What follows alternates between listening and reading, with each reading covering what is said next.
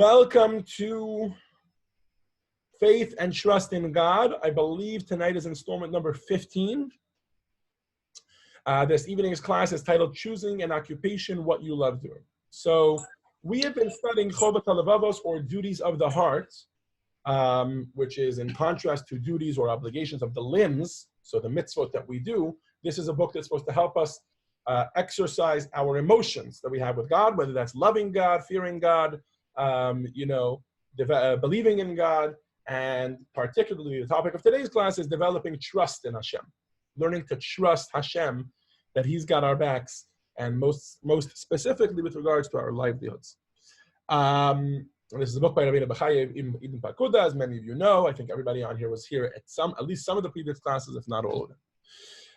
And we've gone a little bit off topic in the last two lessons, not completely off topic, but we've done a certain exercise. For the past 2 weeks, we've been discussing some reasons and some historical examples as to why it is that Hashem would choose to do good things to bad people, to allow the wicked to prosper, or to do bad things to good people, right? To make the righteous suffer. And not that any of those reasons are reasons that we should apply to any righteous or wicked people that we know in today's day and age. You know, if you know somebody specifically, it might not be any of those reasons. It might be another reason altogether. But the exercise helped us to understand that even when the Yetzer Hara, even when the evil inclination comes and says, hey, who do you think you are? You're trusting Hashem. You think this is Hashem doesn't care about you. He built the world. He created the world. He just let it be. What? So come these stories,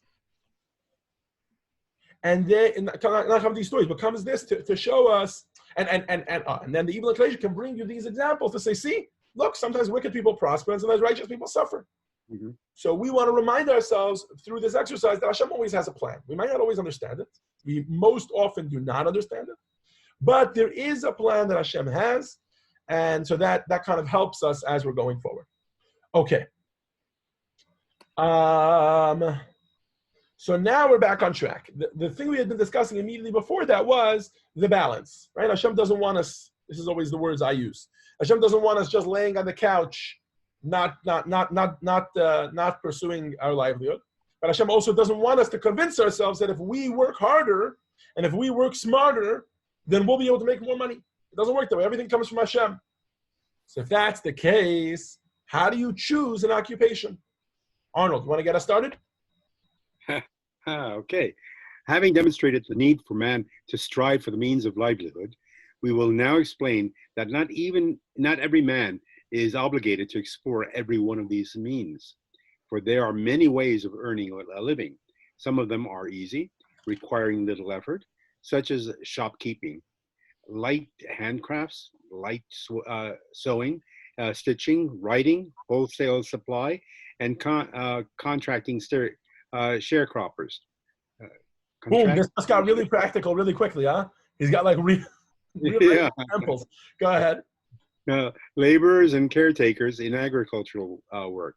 Some of them entail much trouble and effort, such as tanning, mining iron and copper, refining silver by smelting with lead, and carrying a heavy burden, setting out continually on long journeys, working the land and plowing it, and the like.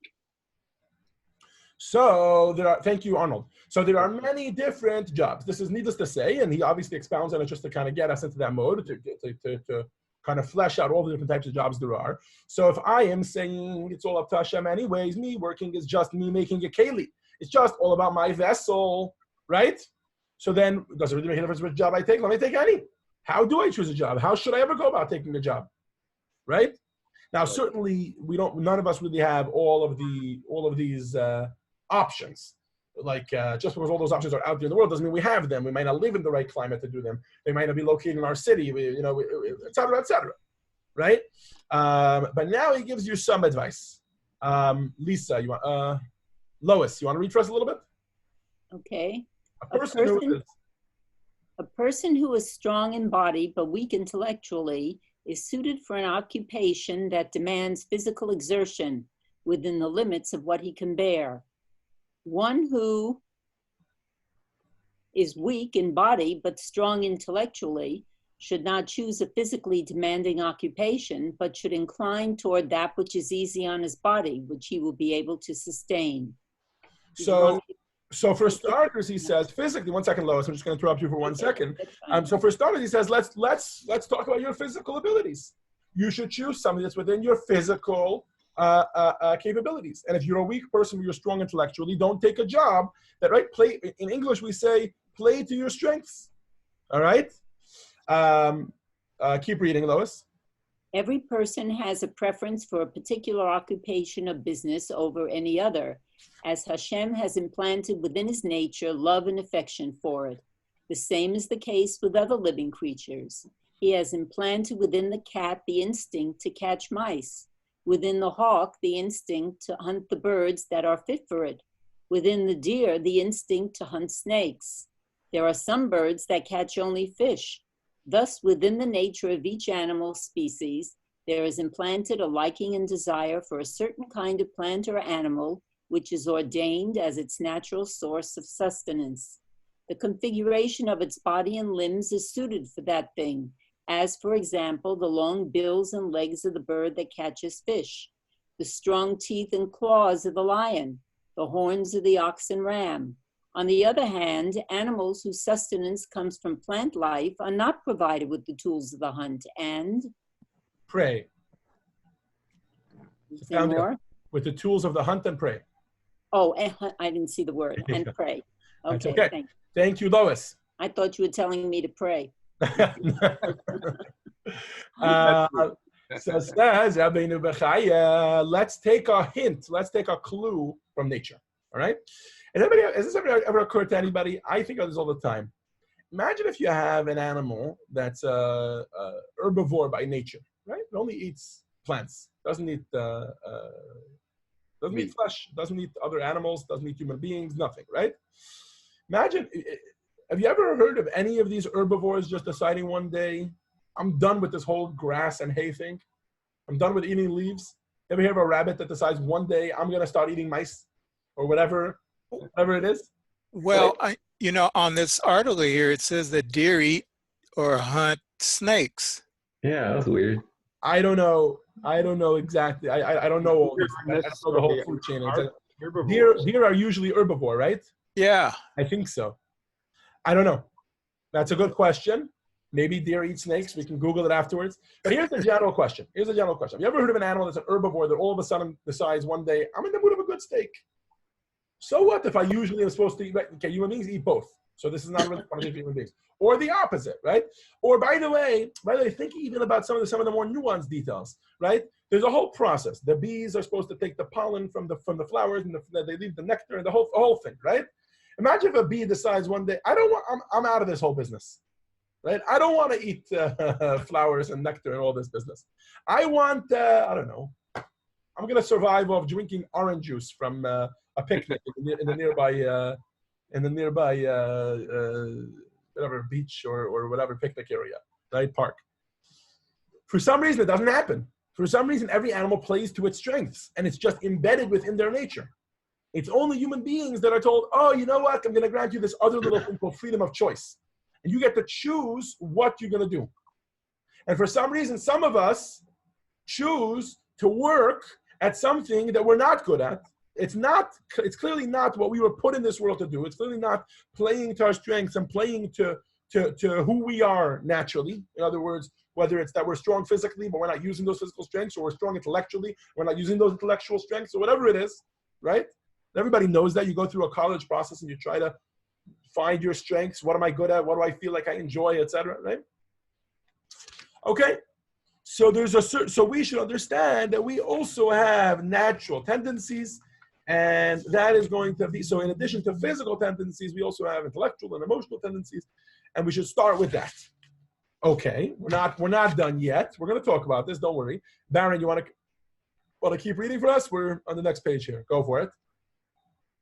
Similarly, you will find among human beings that different personalities and physiques are predisposed toward certain trades and occupations. Whoever discovers within his personality and nature an attraction to a particular trade, his body is fit for it and can endure its difficulty, should pursue it and make it his means of earning a livelihood. Accepting its sweetness as well as its bitterness, let him not be discouraged if his income is denied him on occasion. Rather, let him trust in God that he will provide him with his livelihood all his life. Thank you, Baron. And this is the point we're getting to, right? So he says, and then you have tendencies, right? Where your personality draws you, right? Now, I'm not talking about somebody who decides he wants to become a singer, but he can't hold a note. You know what I mean? That's not the idea here. The idea is you enjoy a certain thing. You find that your personality, you really like to do, you're attracted to a certain particular trait, right? Now, if you have that combination where your personality is drawn towards a certain trait and your body is physically fit and your intellectual capabilities or whatever is necessary for that job is fit and is a match for that job, so that's the magic recipe. Now, what is glaringly missing here? How much money the world tells you can make from that job, right? So let's say a person is going to choose to become a teacher, right? So they have the intellectual prowess, and by the way, it might not even always be so much about intellectual prowess, right? Especially teachers of younger grades. Maybe it's about being patient and nurturing and knowing how to talk to children. Somebody has that ability. Plus, they have the tendency. In other words, or if the tendency is the right word, they have the attraction. They're attracted to it. They believe in it. They want to do it. Problem is, teachers don't make such a great wage, right? Comes Rabbi Bachya and he's telling you, this is exactly the perspective I'm trying to show you. The way you choose a job should be built, meaning there's nothing wrong with saying, I'm capable to do this job, I'm going to do this. Hashem gifted me with talents to be able to be a successful businessman. Maybe it's even a shrewd lawyer, whatever it is, right? Maybe it's a doctor. Any of the typical professions, there's nothing wrong with saying, I want to be a doctor and lawyer can also have idealistic reasons why you go into them, right? I want to heal people, I want to defend people, etc. But even if it's not, even if it's a simple store, right? You're going to own a store, you're going to sell retail, whatever it is, right? Says Rabbi Bachya, you should not be discouraged if that's where your capabilities lean towards, and that's where your personality leans towards, and you feel like Hashem has endowed you with those gifts, go for it. Even if it doesn't seem like that's going to make you the most money. Why? He says, because you're going to add in one more ingredient, which is going to be the most important ingredient. And that is trust. In other words, that most important ingredient is going to be, you never believed that you would make the money not of being a doctor, not of being a lawyer, and not of being in retail. You always believed that and you still believe that your sustenance comes from Hashem, so he can send it to me in whatever capability I take. So that doesn't play a role in what I choose to make a living off of. Right? That doesn't play a role in how I choose to pursue this livelihood.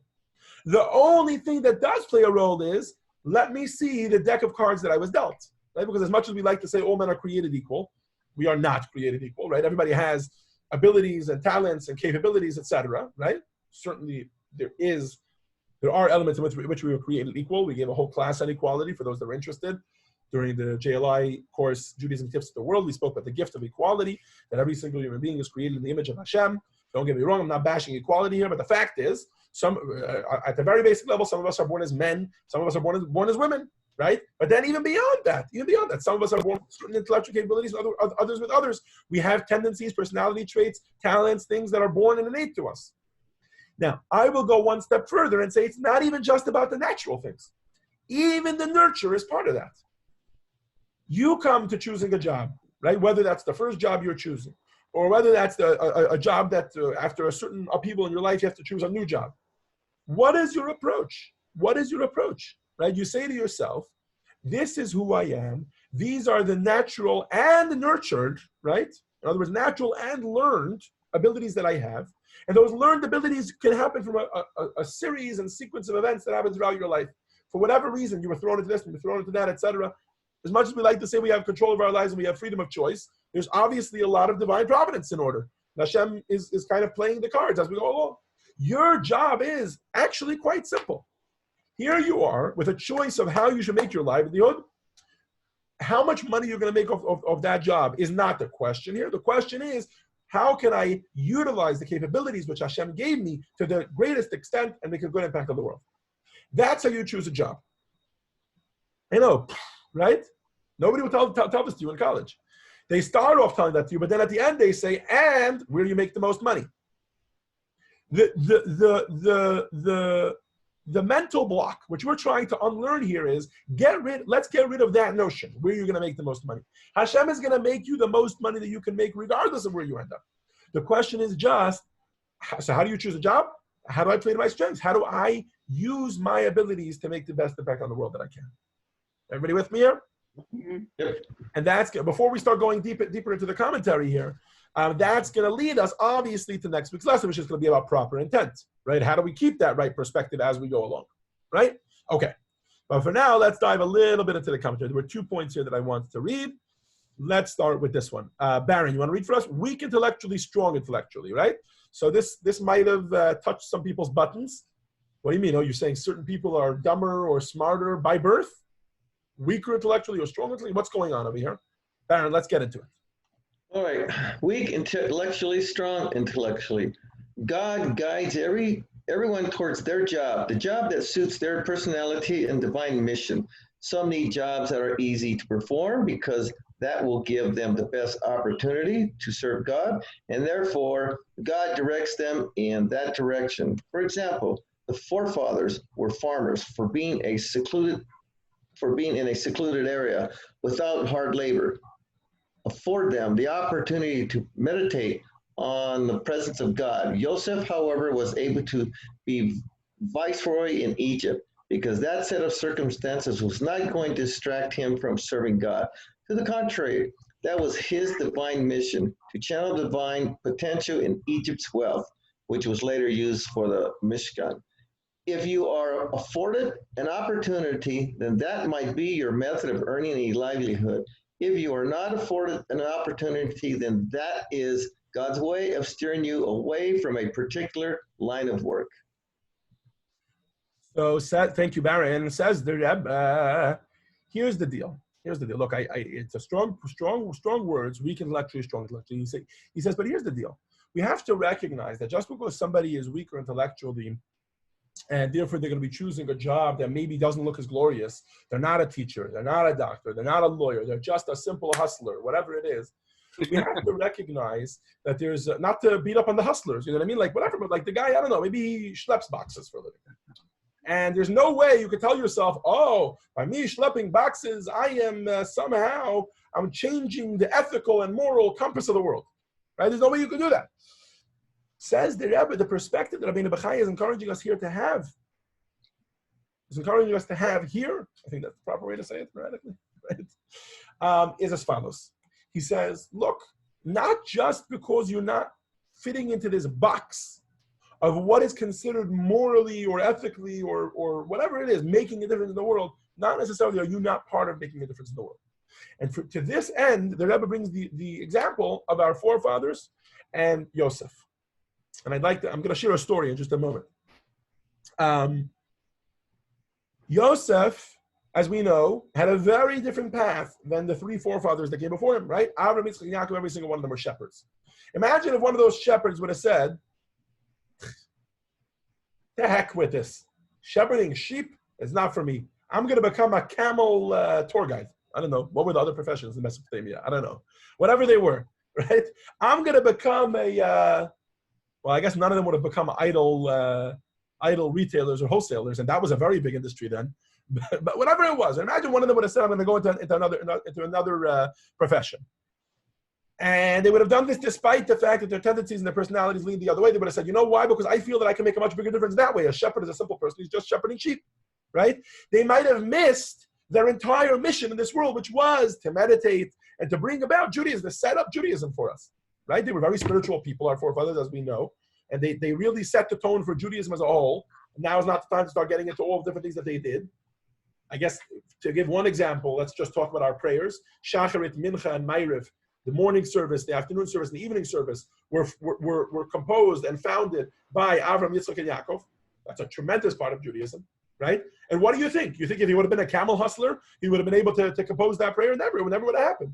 They lived this kind of life, and that's why and Hashem planned this. Hashem planned for it to go in this manner.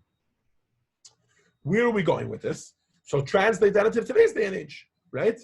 Don't try to do something, even something, by the way, that seems like, oh, it's above my level, I'm going to strive for it, but I'm going to do it, and I'm going to work hard. use your talents because there's a mission and a role for what you're doing in this world. I promise I would share a story. I didn't prepare to say the story before class, so I don't have the details down pat.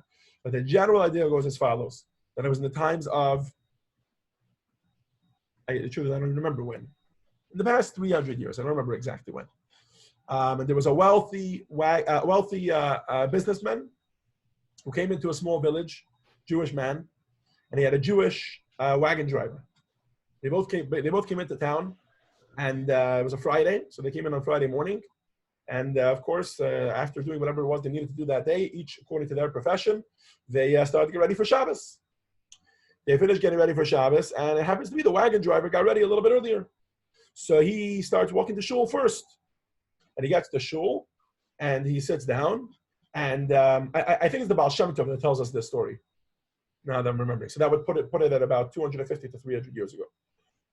Anyways, he sits down in shul, and he's there early, so he opens a sefer, whatever. He sees some people come in, and he says to them, "Oh, you guys have a place to eat tonight?" So they say, "No." Fine. Davening starts. He's racking up a guest list. He meets this person, he meets that person. By the time davening is over, he has 10 guests ready to come home with him for the meal. He's going to host them at his meal.